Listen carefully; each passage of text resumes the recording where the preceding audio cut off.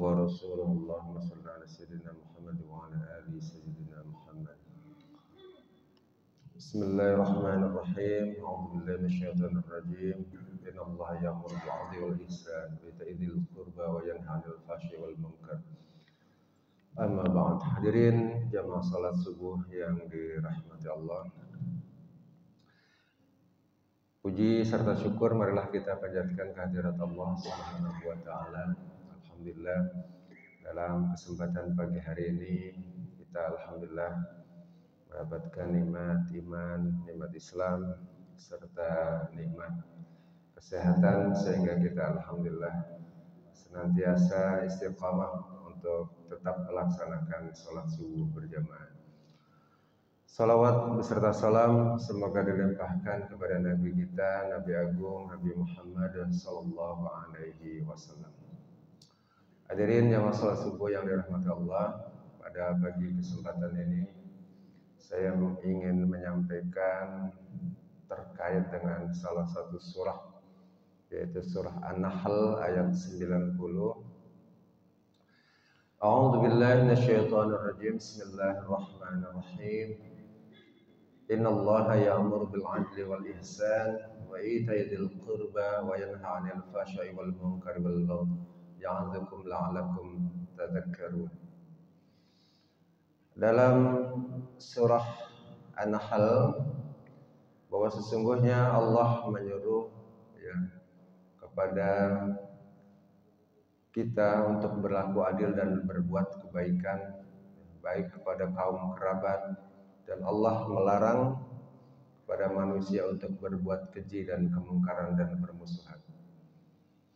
Hadirin dirahmati Allah, di sini ayat ini menjelaskan tentang kita anjuran untuk berlaku adil.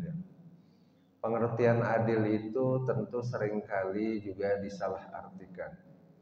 Bukan berarti bahwa adil itu artinya selalu sama ya. Kalau dari sisi kata adil, memang adil itu dari bahasa Arab, nggak ada padanannya dalam bahasa Indonesia, itu tidak ada ya. Karena memang adil sendiri mengambil dari bahasa Arab. Adil ini bukan berarti semuanya harus sama. Misalkan contoh, kalau kita punya anak 3, yang satu masih SD, yang satu masih SMP, yang satu masih SMA, kita kasih uang jajan. Yang SD kasih 10.000, yang SMP kasih 10.000, yang paling besar sudah kuliah 10.000. Tentu tidak begitu. Karena bisa jadi yang kuliah dikasih 10.000 kurang, ya buat ongkos ke kampus 10.000 nggak ada apa-apanya buat jajan. Tapi bisa jadi yang SD 10.000 cukup. Atau dibalik, karena yang kuliah dikasih 100.000, yang SMP dikasih 100.000, yang SD kasih 100.000. Itu juga nggak begitu, karena bisa jadi yang SD itu terlalu banyak. Hadirin dirahmati Allah, kalau melihat dari sisi makna hadis itu ada beberapa makna. Yang pertama, adil itu bisa bermakna al-musawwat, artinya sama. Dalam hal tertentu itu memang harus sama untuk dalam hal-hal tertentu. Misalkan contoh, ketika kita memutuskan untuk membagi waris, makna sama harus sesuai dengan ketentuan Nabi. Ya, yang laki-laki bagiannya dengan perempuan, pengertian sama itu tidak berarti 1 dibagi 2. Ya, sesuai dengan ketentuan. Bahkan adil itu pengertian sama itu bisa jadi adalah ketika kita memberikan sesuatu memang bermakna sama, tetapi sama itu berarti sesuai dengan ketentuan. Kalau waris laki-laki dan perempuan dalam pengertian sama, tidak bisa dikatakan kalau hartanya adalah 1 juta dibagi 2, kalau laki-laki dan perempuan, karena dalam waris perempuan setengahnya dari laki-laki. Memang ketentuannya dalam Islam demikian, karena laki-laki mempunyai tanggung jawab yang lebih besar dalam Islam sebagai pemberi nafkah, sebagai kepala keluarga. Tetapi ketika memberikan haknya, ketika kita harus memberikan haknya adalah sama, itu bisa jadi adalah memang sesuai dengan ketentuan yang ada. Kalau sama itu harus dibagi menjadi dua, dibagi menjadi dua. Kalau sama adalah pengertian sesuai dengan porsinya, maka sesuai dengan porsinya. Yang kedua, adil itu bisa berarti adalah at-tawazun, sesuai dengan proporsinya, sesuai dengan keseimbangannya. Jadi kalau tadi saya sampaikan bahwa adil itu dalam Islam itu at-tawazun, itu sesuai dengan proporsinya. Anak kecil mendapatkan uang jajan sesuai dengan proporsinya. Jadi jangan anak yang kuliahan dapat uang jajan 100.000, yang SD dapat uang jajan 100.000, ya. Itu berarti bukan at-tawazun, bukan keseimbangan, tidak sesuai dengan porsinya, karena kebutuhannya berbeda. Bisa jadi yang sudah kuliah kebutuhannya ada ongkos, dia harus beli kebutuhan untuk fotokopi makalah, bisa jadi harus ada kebutuhan yang lain. Anak SD mungkin kebutuhannya hanya untuk jajan saja. Jadi keseimbangan atau at-tawazun itu yang disebut dengan adil. Jadi keadilan itu bukan berarti harus satu dibagi dua, karena maknanya adalah bisa jadi adil itu adalah tawazun, sesuai dengan proporsinya. Ya. Walaupun kadang-kadang adil itu kita sering mengibaratkan kalau orang punya istri dua, boleh punya istri dua asal adil gitu ya. Tidak apa-apa ya kalau mengibaratkan demikian. Jadi kalau punya istri dua, yang laki-laki di sini kan belum ada yang punya istri dua ya. Kata ibu-ibunya sih jangan, karena belum tentu bisa adil. Gitu. Jadi kalau datangnya ke istri pertama 5 menit, ke istri kedua harus 5 menit. Ya. Kalau memandang istri pertama 10 menit, istri kedua juga harus 10 menit. Berat itu ngitungnya juga ya. Ya saya nggak bayang itu. Kalau adil itu harus sama ya. Jadi memandang istri yang pertama 1 jam, istri yang kedua harus 1 jam pas. Nah itu harus adil gitu. Tapi bukan itu yang akan kita contohkan. Karena kalau ngomong adil seringkali kalau bapak-bapak ngomongnya ke istri. Kalau ibu-ibu padahal enggak ya, beda ya. Kalau ibu-ibu itu kalau ngomong adil, uang nafkahnya harus adil dong, kan kebutuhannya besar ya, untuk belanja banyak, untuk kebutuhan ya membeli sehari-hari banyak. Jadi suami harus adil, memberikan nafkah harus sesuai dengan kebutuhannya. Baik Bapak dan Ibu yang dirahmati Allah, bahwa adil yang kedua tadi adalah keseimbangan atau tawazun, sesuai dengan porsinya.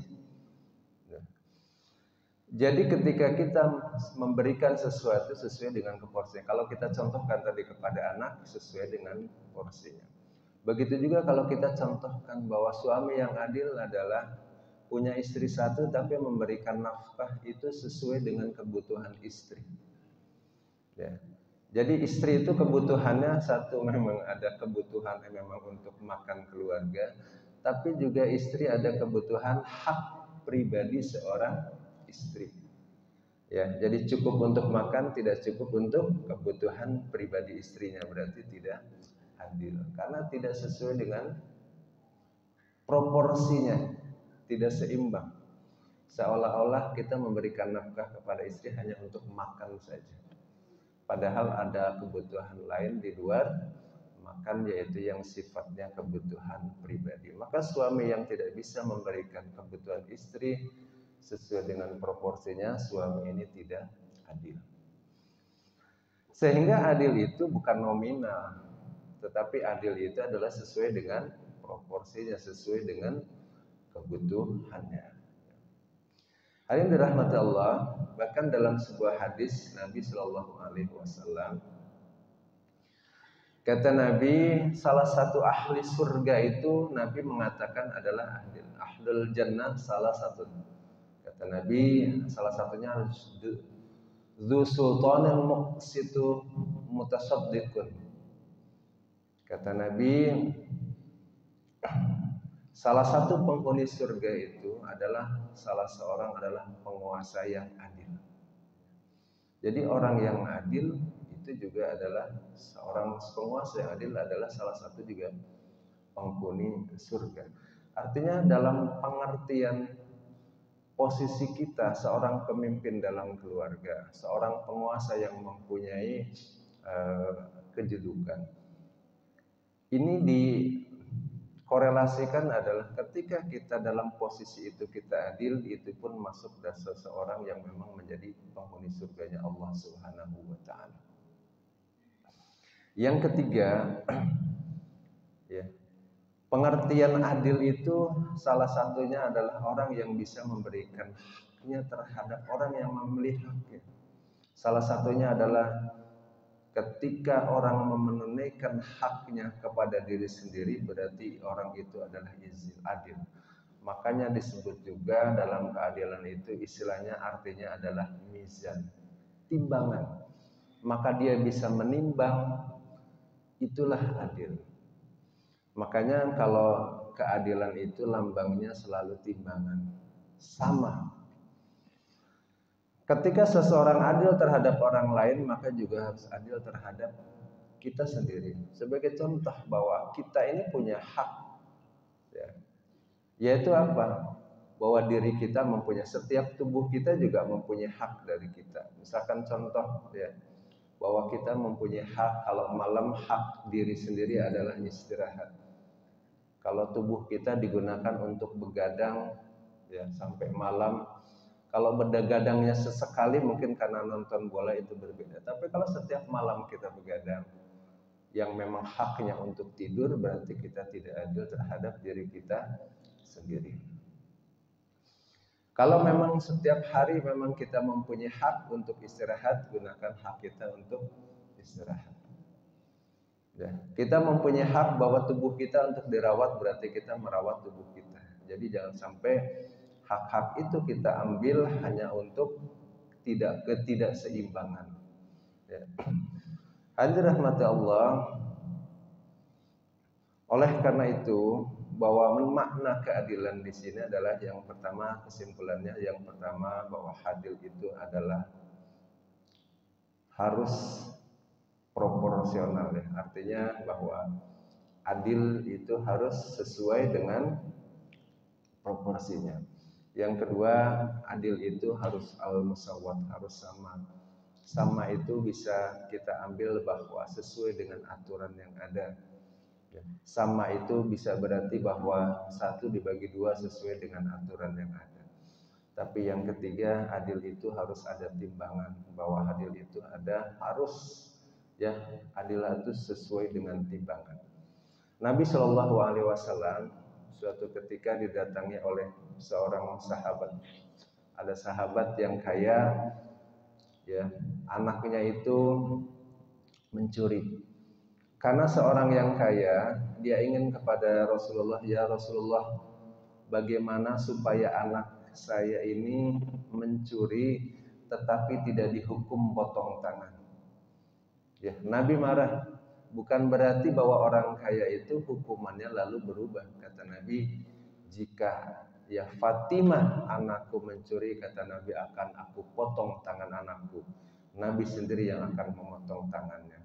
Artinya bahwa keadilan itu tidak memandang bulu siapapun, dan Nabi Shallallahu Alaihi Wasallam pun, ya, dalam sebuah hadis dari Ibnu Abbas, pernah ketika di masa akhir hayat beliau, Nabi pernah bertanya kepada sahabat ketika beliau di mimbar, siapakah yang ingin mengkisos aku? Siapakah yang mungkin pernah aku perlakukan, ya, mungkin tidak adil, maka silahkan balas terhadap aku.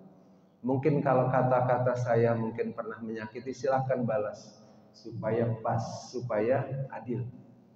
Ya. Silahkan. Suatu ketika ada sahabat Nabi yang merasa oleh Nabi ya itu diperlakukan oleh Nabi tidak adil. Jadi ada sahabat Nabi yang merasa oleh Nabi ini nggak adil. Ya, di dalam hadis ada yang menyampaikan yang di 12 itu ada sahabat ketika di perang Uhud itu terkena tongkatnya Nabi, ada yang mengatakan terkena cambuknya untanya Nabi.